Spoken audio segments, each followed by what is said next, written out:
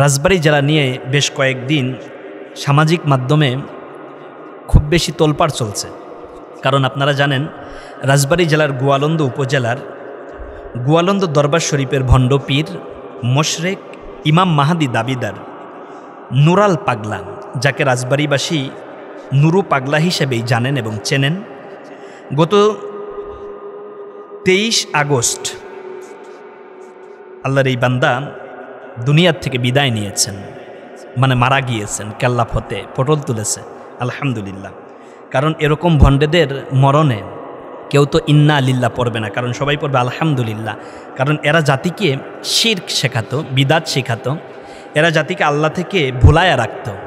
আল্লাহ রব্বুল আলামিন কুরআনুল হাকিমের মধ্যে জানিয়েছেন, ইয়া আইয়ুহাল ইনসানু মা গররাকা বিরাব্বিকাল কারীম। ও মানুষেরা, কে তোমাদেরকে আল্লাহ থেকে ভুলায়া রাখে? আল্লাহ থেকে মানুষকে ভুলায় তো শয়তান। বরং শয়তানের দায়িত্ব পালনে দীর্ঘদিন পর্যন্ত গোয়ালন্দে খুব বেশি তৎপর ছিল এই ভণ্ড পীর মোশরেক নুরা পাগলা, অর্থাৎ নুরাল পাগলা। 23 আগস্ট এই নুরাল পাগলা মারা গেলেন। মারা যাওয়ার পরে তার ভক্ত মুরিদ অনুসারীরা চোখের পানি ফেলে ফেলে কেঁদেছে। আর রাজবাড়ির মুসলিম জনতা, আলেম উলামা, ধর্মপরায়ণ মানুষ, তারা আলহামদুলিল্লাহর উল্লাসে আল্লাহর শুকর আদায় করেছে।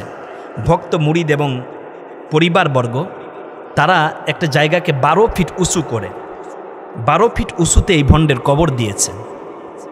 এতটুকু করেছে, এখানে কোনো কথা ছিল না। কিন্তু তার এই কবরের চারপাশে ওয়াল করে সেটাকে কাবার আদলে, অর্থাৎ খানাই কাবা বাইতুল্লাহ যে কালো গেলাফে মোড়ানো, ঠিক সেই ডিজাইনের আদলে এই ভণ্ড পীরের কবরের চারপাশে ওয়ালকে সেইভাবে কারুকাজ খচিত করেছে। এই ঘটনা যখন চারদিকে ছড়িয়ে পড়ল যে এটাকে তারা কাবা মনে করে, এই জায়গাতে ভণ্ড নুরাল পাগলার কবরকে তারা তাওয়াফ করা শুরু করেছে। নাউজুবিল্লাহি মিন যালিক। এই কাজগুলো যারা করেছেন তারা মুশরিক হয়ে গিয়েছেন। এবং যেদিন মারা গিয়েছেন ওই দিন দাফন করার পরে রাতের বেলায় তারা এই ভণ্ড পীরের নামে দুরুদ বানিয়ে ফেলেছে যে আল্লাহুম্মা সল্লি আলা নাবিয়ানা। এই কথা বলার পরে বলতেছে ইমাম মাহাদি রসুল্লাহ, নাউযুবিল্লাহি মিন যালিক।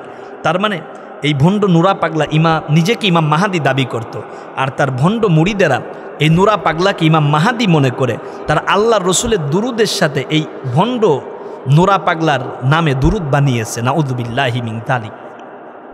এই কথা যখন রাজবাড়ী জেলার চারদিকে ছড়িয়ে পড়ল, তখন আলেম উলামা, সর্বশ্রেণীর মানুষ খুব বেশি তৎপর হয়ে গেলেন, সচেতন হয়ে গেলেন যে না, রাজবাড়ী জেলার মতো এমন একটি জায়গা যেখানে অনেক আল্লাহর ওলিরা ঘুমিয়ে আছে, এই জায়গাতে ভণ্ডের দরবারটাকে যদি আমরা এভাবে চলতে দেই তাহলে একটা পর্যায়ে অঞ্চলের মানুষগুলো শিরক বেদাতের মধ্যে নিমজ্জিত হয়ে যাবে, তারা মুশরিক হয়ে যাবে। রাজবাড়ী জেলা ইমাম কমিটি, আলেম উলামা এবং ইমান আমল আকীদা রক্ষা কমিটি প্রশাসনের সাথে কথা বলে একটা পর্যায়ে তারা নুরা পাগলার পরিবার ভক্তবিন্দুদের সাথে বসে একটা সমঝোতায় আসেন। নুরা পাগলার পরিবার এবং ভক্তবিন্দু বলেছে, আমরা 7 দিনের মধ্যে এই কবরকে স্বাভাবিক করব, সমতল করব, সেখানে কোনো ধরনের শরঈ বিরোধী কাজ যাতে না হয় সেই বিষয়ে আমরা আপনাদের কাছে এগ্রিমেন্ট করে গেলাম বা ম্যানিফেস্টো দিয়ে গেলাম। এরকম করে একটি চুক্তি স্বাক্ষরিত হলো। আলেম উলামা, পীর মাশায়েখ, হক্কানি মানুষ, মুসলমানেরা চিন্তা করলো হয়তো এরকম গর্হিত অন্যায় বা শিরকের কাজ নুরা পাগলার কবরে আর হবে না।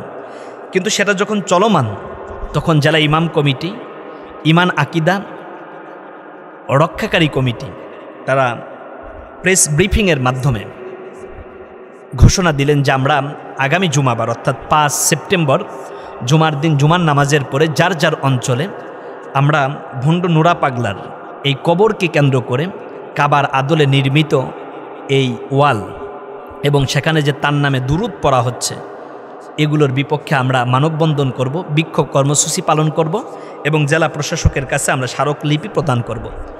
ঠিক আমার রাজবাড়ী জেলার মানুষ ধর্মভীরু, ইসলামকে ভালোবাসে, তারা একটা পর্যায়ে জুমার পরে বিভিন্ন জায়গাতে বিক্ষোভ কর্মসূচি এবং মানববন্ধন করলেন সুশৃঙ্খল এবং শান্তিময়ভাবে, শেষ করে যার যার মতো চলে গিয়েছেন। কিন্তু সেখানে কিছু মানুষ নুরা পাগলার কবরে গিয়ে নানাভাবে ইটপাটকেল ছোড়া শুরু করে। কারণ যেহেতু এখানে গর্হিত অন্যায় হচ্ছে, পাপ হচ্ছে, শিরকের একটা আঁকড়া হয়েছে, এজন্য আসলে ইমানদারদেরকে তো আর ওইভাবে ঠেকানো যায় না। জোয়ারের পানিতে বাদ দিলে পানির গতি যেমন বাড়ে, ইমানদারদের কলিজার মধ্যে রক্ত তখনই বেগবান হয় যখন কোনো অঞ্চলের মধ্যে শিরক এবং বেদাতের একটা আঁকড়া গড়ে ওঠে। একটা পর্যায়ে নুরা পাগলার ভক্তবৃন্দ, তার পরিবার পরিজন, শুভাকাঙ্ক্ষী মুসল্লিদের উপরে যখন নানাভাবে আক্রমণ শুরু করে, তখন পাল্টা আত্মরক্ষার জন্য এই মুসল্লিরা তখন তারাও নিজেদেরকে সেভ করার জন্য তারাও আক্রমণ করে। এতে করে প্রায় 100 জন মানুষ আহত হন, 1 জন মানুষ নিহত হন। যিনি নিহত হয়েছেন তিনি মূলত হকের পক্ষে, বাতিলের বিপক্ষে। আল্লাহ যেন আমার এই নিহত ভাইকে শহীদি মর্যাদা দিয়ে জান্নাতুল ফেরদাউসের মেহমান বানায়া দেন। একটা পর্যায়ে সেখানে প্রশাসন, পুলিশ এবং সেনাবাহিনী এই মানববন্ধন করা সাধারণ মুসল্লিদের উপরে চড়াও হতে থাকে। সেখানে ইটপাটকেল সরাসরি হয়েছে। একটা পর্যায়ে সাধারণ জনতা এই নুরাল পাগলার কবরটাকে ভেঙে তার লাশ উঠিয়ে গোয়ালন্দ রাজবাড়ী মহাসড়কে আগুন দিয়ে পুড়িয়ে দিয়েছে। এখন আমার কথা হচ্ছে যে এ ব্যাপারে প্রশাসনের কাছে মামলা হয়েছে। প্রশাসন 6 জনকে গ্রেপ্তার করেছে। এই 6 জনের ভিতরে যারা আছেন সবাই পরাজিত শক্তি, স্বৈর শাসকের পেতাত্তা, আওয়ামী সরকারের দোসর। অর্থাৎ এই 6 জনই তারা আওয়ামী লীগের কোলে লালিত পালিত হওয়া, অর্থাৎ একটা পরিবারকে তারা নষ্ট করার জন্য, অস্থিতিশীল পরিবেশ করার জন্য এই পরাজিত শক্তিরা তারা এই কাজ করে দোষ চাপিয়েছে রাজবাড়ী জেলার আলেম ওলামা, মাদ্রাসার ছাত্র এবং শহীদি কাফেলা জামাত ইসলামের উপরে।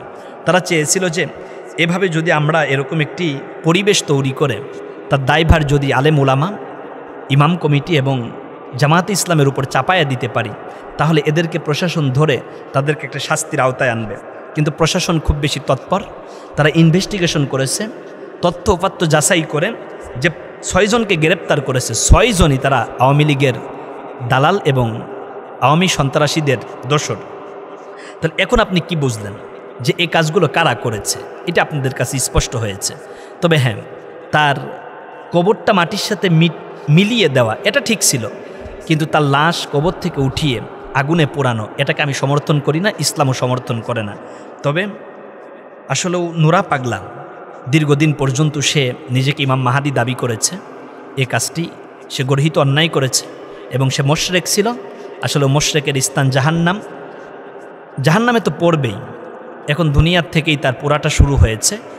তবে আমি তার লাশ কবর থেকে উঠিয়ে মহাসড়কে নিয়ে আগুন দিয়ে জ্বালানো এটাকে সমর্থন করি না, ইসলামও সমর্থন করে না। আল্লাহ আমাদের রাজবাড়ির উপরে রহমত নাজিল করুন। এরকম ভণ্ড দরবার যেগুলো আছে, আল্লাহ এই ভণ্ড দরবারগুলোকে যেন সহিবুজ দান করেন, নতুবা ভণ্ড দরবারগুলোকে যেন আল্লাহ বিলীন করে দেন। আমিন। আসসালামু আলাইকুম ওয়া রাহমাতুল্লাহি ওয়া বারাকাতুহু।